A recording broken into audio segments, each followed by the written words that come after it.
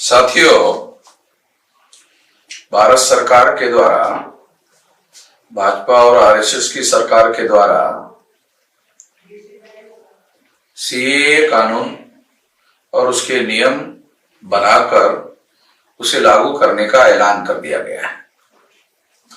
इसके बारे में विरोधी पार्टियों का ये आरोप लगातार आ रहा है कि ये भारतीय समाज को बांटने का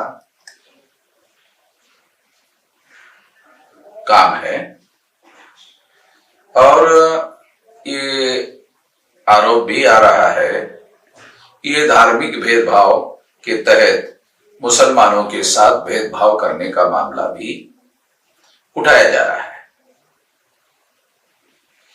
मुस्लिम समाज के लोग भी ऐसा ही मान रहे हैं कि बांग्लादेश, पाकिस्तान और अफगानिस्तान से नॉन मुस्लिम जो रिलीजन को मानने वाले लोग हैं भारत में, मुस्लिम छोड़कर जो तमाम धर्म के लोग हैं, जितने भी धर्म के लोग हैं, चाहे जैन हो, बुद्धिस्ट हो, सिख हो, ईसाई हो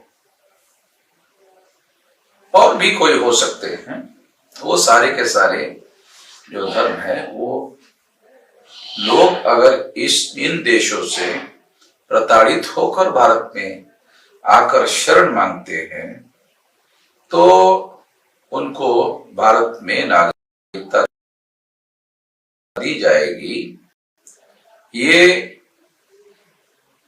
मुसलमान छोड़कर आने वाले सभी लोगों को नागरिकता दी जाएगी, ऐसा ये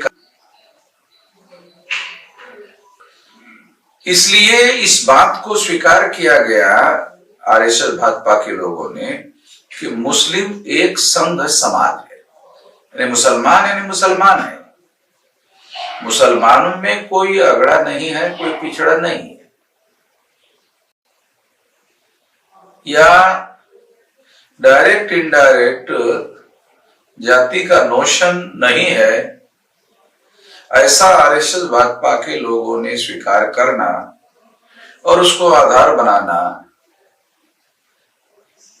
मुझे लगता है आरएसएस भाजपा के लोगों को क्या बांग्लादेश, पाकिस्तान और अफगानिस्तान ये भारतीय उपखंड के ही देश थे और इसमें वर्ण की, जाति की, अस्पृश्यता की मौलिक भावनाएं पहले से थी और इसको छोड़ करके ये इस्लाम धर्म में लोग गए थे, तो ये तो भेदभाव मौलिक रूप से वहां भी कुछ हद तक अभी भी बरकरार है, बना हुआ है और ऐसे डाटा भी सार्वजनिक रूप से लोगों के द्वारा किए जाते हैं।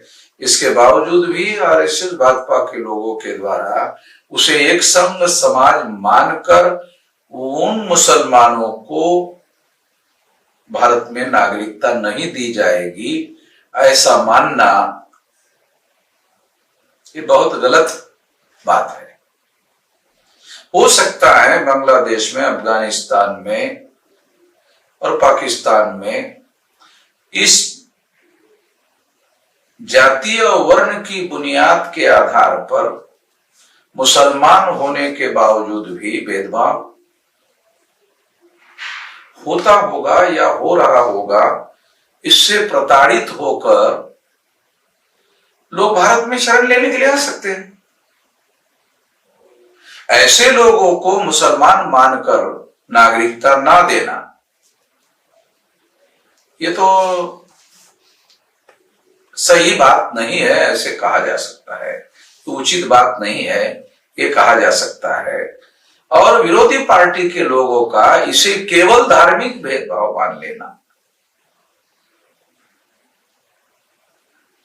उसे केवल हिंदू मुसलमान के चश्मे से देखना, ये तो बात सही नहीं है। ये बात हम लोगों को और भारतीय लोगों को जानने और समझने की जरूरत है। दूसरी हम ये बात कहना चाहते हैं जो महत्वपूर्ण है, ऐसा मैं मानता हूं कि ये जो भेदभाव है। अगर वास्तव में इस तरह का भेदभाव होता है तो उन लोगों को भी नागरिकता दी जानी चाहिए। अगर नहीं दी जा रही है तो ये भारत में केवल मुसलमानों के साथ भेदभाव करने का मामला है। ये जो अपोजिशन पार्टी के द्वारा प्रोपेगेंडा किया जा रहा है, ये भारतीय मुसलमानों के वोट हासिल करने का केवल मात्र हथकंडा है।